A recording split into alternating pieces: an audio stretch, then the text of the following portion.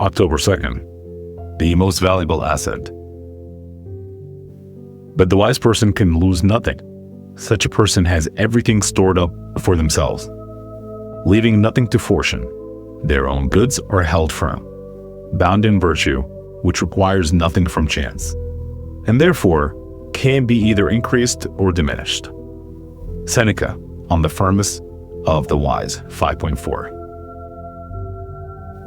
Some people put their money in assets, stocks, bonds, property. Others invest in relationships or accomplishments, knowing that they can draw on these things just as easily as others can draw funds from a bank account. But a third type, Seneca says, invests in themselves, is being a good and wise person. Which of these assets is most immune to market fluctuations and disasters? Which is most resilient in the face of trials and tribulations? Which will never abandon you? Seneca's own life is an interesting example. He became quite wealthy as a friend of the emperor.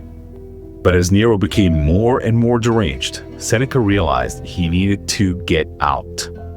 He offered Nero a deal. He would give Nero all his money and return all of Nero's gifts in exchange for complete and total freedom. Ultimately, Nero rejected this offer, but Seneca left anyway, retiring in relative peace. But one day, the executioners came with their mortal decree. In that moment, what did Seneca rely on? It wasn't his money. It wasn't his friends, who, although they meant well, were a considerable source of grief and mourning. It was his virtue and inner strength. It was Seneca's most trying moment, his last and his finest.